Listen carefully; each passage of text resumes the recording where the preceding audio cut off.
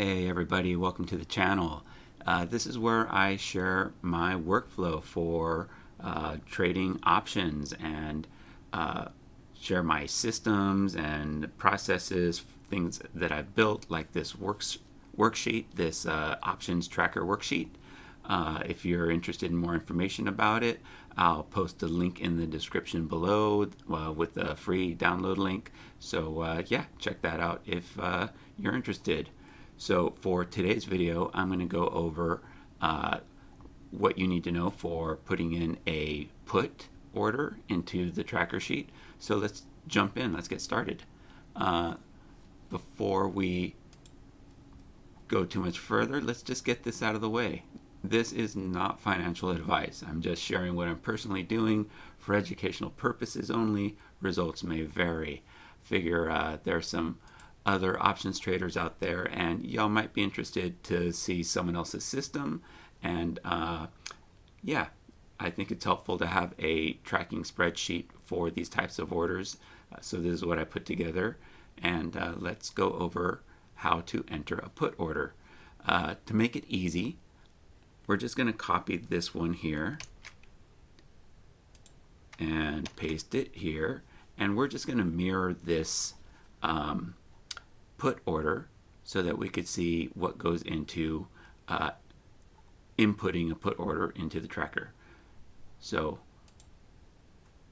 first things first is the type. It is a put order. We get this drop down menu, enter put, and right as soon as we do that, you'll notice these formulas start to look for information to get filled in. So we'll keep going. We'll choose our account.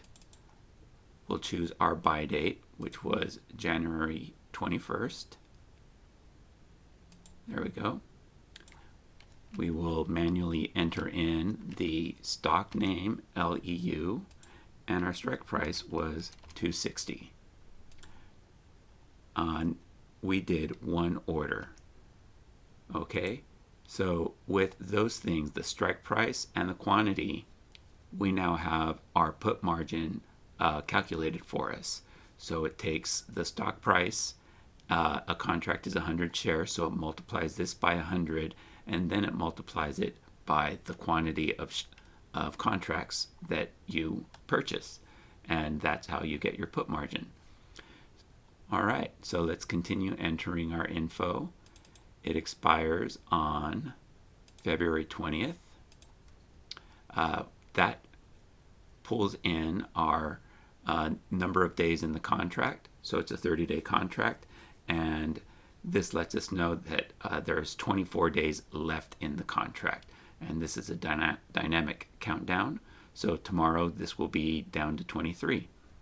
So right now, let's just say we open this. So open contract. So we don't have a close date yet. And I'll put in our premium. And since we're just mirroring this order, we have that number right here, 1539.33. All right, so that gives us our potential P&L. This is an open order. So that's our premium. It's how much we are potentially able to collect, and it gives us a return on investment. So based on our capital and the premium, a 5.92% ROI.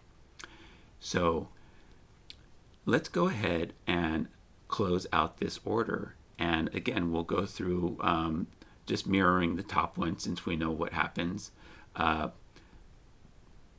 We could actually see before I enter in the buy to close amount that once we enter it in,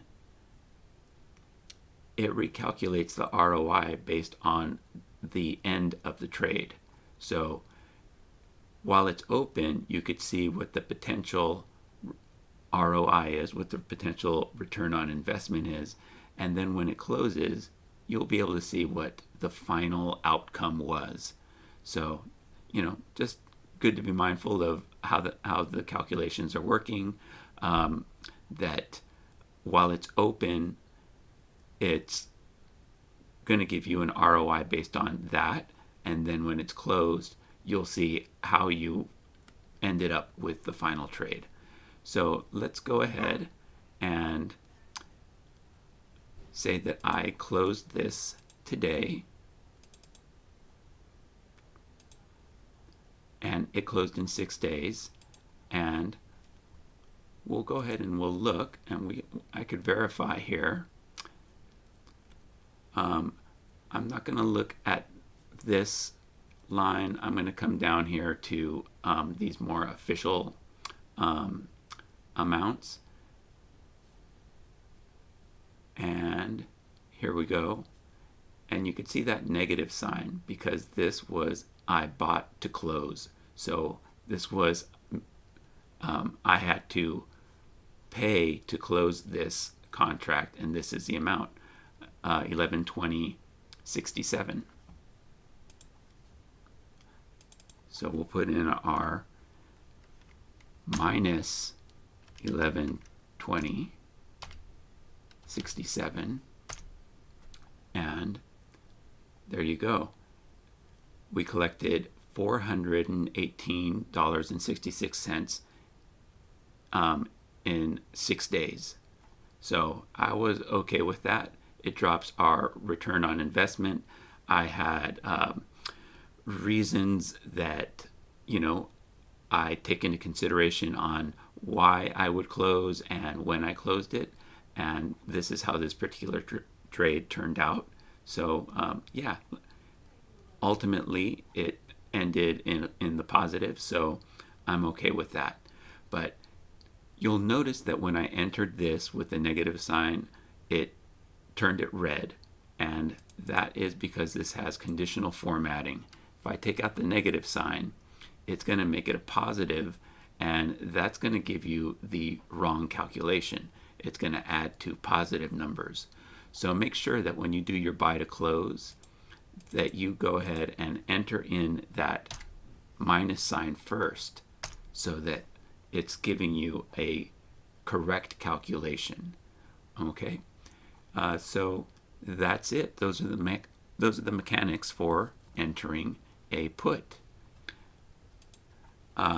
Yeah, thanks for hanging out, and next time we'll go over how to enter a leap.